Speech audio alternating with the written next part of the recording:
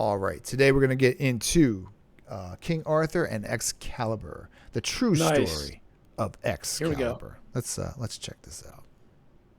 Warrior who led the Britons against Anglo-Saxon invaders, and that legendary warrior may have been Arthur Pendragon, if he existed. Britain was decentralized, being bombarded by attacks from outside forces. So a leader who could unite his people against all odds was just... Goes to show you how old England is. What the doctor ordered. The Celts loved tales of magical weapons, like the spear of Bedivere, which could draw blood from the wind, or the spear of right said Fredivere, which was so sexy it hurt. Man, the zingers. Man. Ooh, the jokes. Look at that, man. The weapon did remain a one-hit wonder. And while Arthur's Excalibur may not have had any magical powers, its ceremonial power did help him wallop his enemies on the battlefield. The true story of King Arthur, along with a sword in the stone, has drifted from reality and fallen into legend. But hey. As most things have, right? Indeed. Yeah. Well said. There's many stories about powerful artifacts. There's even like the Jesus story, like there's a lot of similarities between the half god, half person, like Hercules is one. Oh, yeah. There's a lot more than that, but there's a lot of floating legends that have so many similarities. Like look at Merlin. Merlin's sort of like a Christ kind of guy, long beard, wise, he can do things, Yeah, right? It's true. The Magi is very popular. Yeah, that's another good one. Wasn't forged by a powerful sorceress on the Isle of Avalon, where Arthur's body eventually laid to rest. It's not like any of us were there. And not like any of us were there. I like this guy's voice. Speak for yourself, man. We don't know how Arthur really got his sword, but there are several variations on the legend, with the most famous version having him pull it from a stone, like an improbable splinter. Yeah. But others may choose to believe that the Lady of the Lake... I've always liked the Lady of the Lake. Oh, yeah, the Lady of the Lake. Yeah. There was I got started on it. There was an episode on G.I. Joe where Storm Shadow is, I don't know if you know who Storm Shadow is, but anyway, he's like lost in the middle of nowhere, and this Lady of the Lake throws him the sword, and that's when I first heard about it. Yeah, and he was like tearing stuff up because he had Excalibur. He was doing like really crazy things with that that's thing. Really cool, man. It was pretty cool. Yeah. Sometimes called Nimue, sometimes the plainer Vivian, was the one who gifted Arthur the sword. After Arthur fell in battle, one of his loyal knights threw the sword back in the lake, where a hand grabbed it and disappeared, possibly with a Terminator-styled thumbs up. A 12th century version of the tale says it was stuck in an anvil. Both thoughtful renditions. And aside from its origin, the name has also been known to change. But with such lackluster alternates as Caliburnus or Caladvolk, you'd stick with it. Caladvolk. Excalibur No 2. different. Whenever I watch these weird histories, there's this creepy lady right here. She always creeps me out. Yeah. Look at what's going on there. Yeah. She's in like this segment, this transition. I wish he would use a different something in the background. I don't know. It's not that hard to put a different image and change it. Anyway. A French poem. The first historical mention of Arthur comes from Geoffrey of Monmouth, who wrote... I love that, this is... We're so used to a world of video and picture, but this is sort of how people were remembered. Yeah, that's pretty sweet, man, right? You get that nice... Somebody just carving you out of a tree. Out of a tree, 1100s. In the 1100s, damn. That's crazy. I know, right? Geoffrey was a cleric and a historian in Oxford, and wrote texts which included prophecies of Merlin and history of the kings of Britain. His texts on kings begins with Brutus, the descendant of the legendary Aeneas, and ends with the reign of Arthur Pendragon. These notes regarding Guinevere and Merlin would become standards in the legend for generations. Gotcha. It was 13th century poet Robert de Boron. I love, they just went 200 years ahead, so. They did. They sort of like, it's easy to gloss over 200 years, I'm right? such a big That's all of American history. Big fan of history, so I always think, like, people think today, like, this year is, like, 2025. It's like, the future. And I'm like, yeah, well, they'll just round it up to the 50s and then like to the the century. At one point, It's crazy how much history has been, Put Excalibur in Arthur's hand. His poem, Merlin, chronicles the life of the legendary wizard, but ends with Arthur's rise to the throne. after yanking the sword from that rock. It was de Boron who also wrote that the men at the court would make Arthur repeat the action of pulling the sword for months, before finally agreeing to crown him king. The old-timey equivalent of "Pix or it didn't happen," which ends the poem as the crown is placed on Arthur's head. Guess they gave him a thorough job interview. So from a French poem from a long time ago. 1,000 years ago? Jesus Christ. Is that true? That story's been around for 1500s? When you think about it, yeah. No, it's less than that, but still a lot. That's a long time. That's a long time. Do you think stories like Harry Potter, people will read them in 500 years? I wonder about, oh man, could you imagine? It would be even crazier if they think the world was actually like that. Well, I guess by that point we'll know better. Yeah, well, who knows? We're documenting things really pretty well right now, Yeah, right. It's even to the point where you and I talk on this show, and I can just casually just pull up, the 1500s and just be like, I wonder, Yeah, true. I guess someone will realize that they can go to King's Cross or what's left of it in London at the time, whatever, and be like, there is no platform 9 3/4. That was all just a story. Oh, look how they entertain themselves. Yep. Yeah. Stories are pretty universal, and they've been around for quite some time. Mm-hmm. That's true. All right, what we got here? Let's check this out. Between around 1470, but was not published for another 16 years. Man, 1470. 1470, the death of Arthur. Man, oh man. Man, it's an old story. Guns N' Roses album. Indeed. His work came out around the same time as the printing press, allowing his mass-produced story to become widely read and widely regarded. That was a big shift, was the printing press. That was massive. Man, it changed everything, because it just got, you could have the same story, the same book, and you could just mass produce it and maybe even change the language and then just spread it, Yeah, right. Big difference. Huge. I don't know if you know this, but when the printing press first came to be, one of the most distributed books was Don Quixote. I don't know if you're familiar with the story. Yes, I've heard that.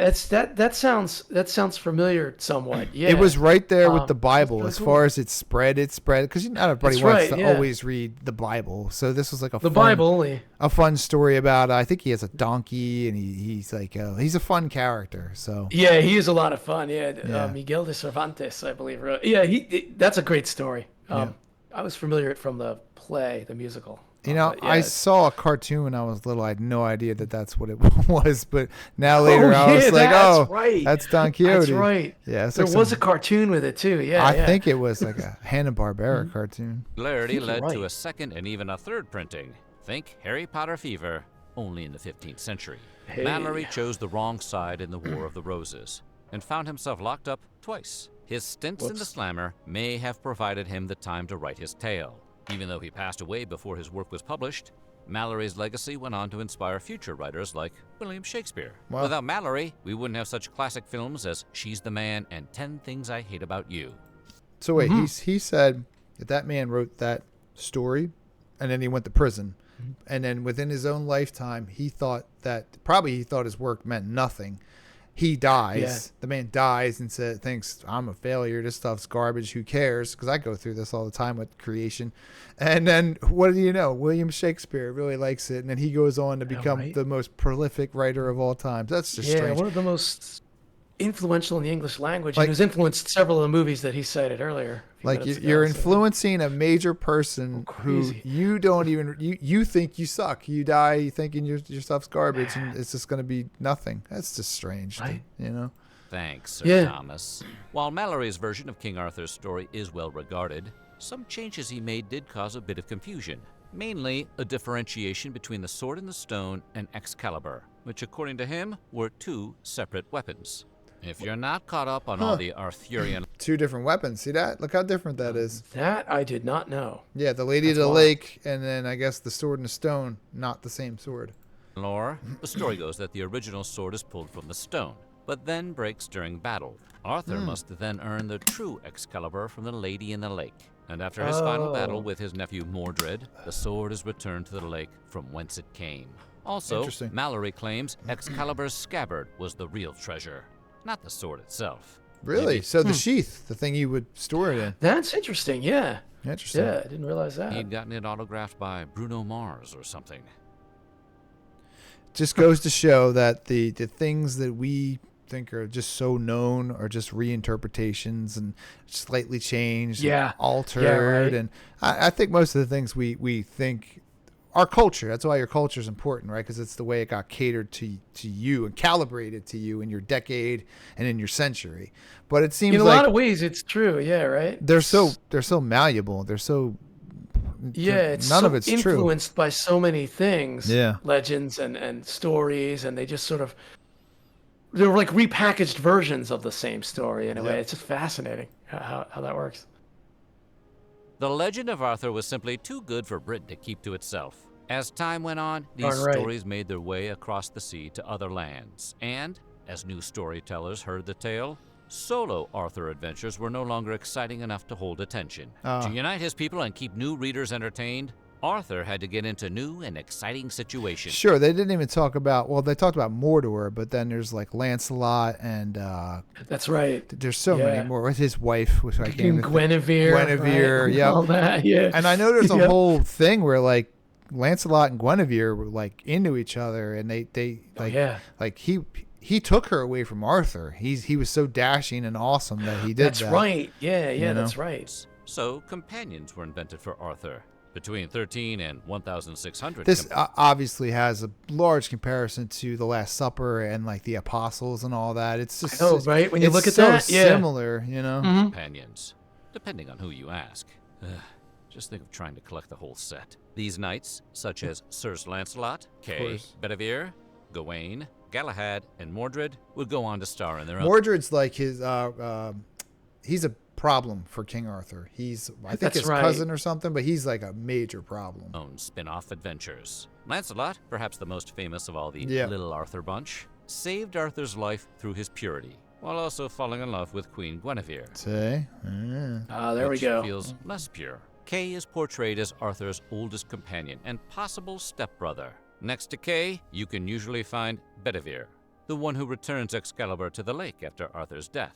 Gawain, the basis for Dev Patel's character in that movie is called The Green Knight, and if you haven't watched it, you should check it out. It's a wild movie. Yeah, I gotta check that out. Yeah, this scene right here is from this movie called The Green Knight. I don't think I've seen that. It's made by A24, which they usually make really like wild movies, and Cool. it's something. Patel's character in The Green Knight famously battled a knight in green armor. Galahad was notable for finding the Holy Grail, although it turned out to just be a beacon. And finally, Mordred, sometimes written as Arthur's illegitimate son, is the one who defeats Arthur and tears down Camelot. Damn, he wins. No kidding. That's right. That's right. You're all caught up. I never knew he won. I used to watch this show called Prince Valiant back in the day on the Family Channel. And if you know what it is, then that's cool. It's a good show though. I actually remember that show. Yeah. I'm dropping it. I'm putting it in here. We're pausing. It's coming in here. All right, now as promised, here we have, I was speaking about Excalibur, and this is the Prince Valiant cartoon intro. Oh, nice.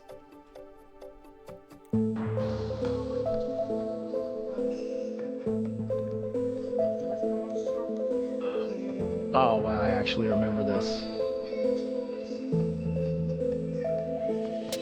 I'm so nostalgic for this. I used to watch this when I was like in 7th grade. And I don't know, it just spoke to me. It was this video. It was the intro. It was the music. Oh, man. Yeah.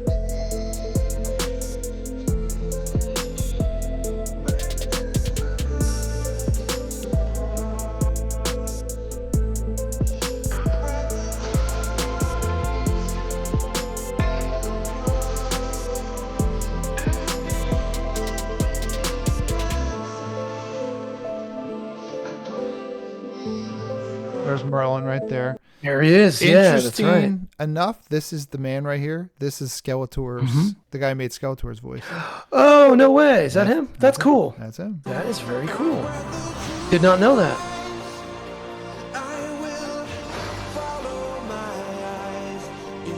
And Tim Carey's in it. He's the guy who was in It, the original one. Which he's got that voice. Yeah. Which I guess he's more known for Rocky Horror Show, whatever. Oh, that's right. Yeah. Oh, Well, man. I had to drop that in there. That was like very nostalgic for me. Well worth it, man. Cool. Anything else you got for Excalibur? Just that. It's amazing. Like a few things I didn't know about. And it's fun when recognition memory kicks in. I love that because like the Prince Valiant edition there. Yeah. Completely forgot about that till now. So that's really cool. But got to pull that out of the archive. I love it. I got it. Yeah. Brought it in. May we all be noble knights in our own ways. It's to me, what I got out of it is everything is related and everything is sort of interconnected. Like I don't think there'd be Game of Thrones without the story of Excalibur, because it seems like that's just more of that, but like differently, Yeah, right. you know. And they'll amazing. have their special swords and stuff, and they have wolves, and I don't know. It's all cool. There's so many awesome things out there. So I think today we covered Yeah. so many different topics, and it was a good time. I enjoyed it. It was, man. I had a blast. All right, and with that, we're out.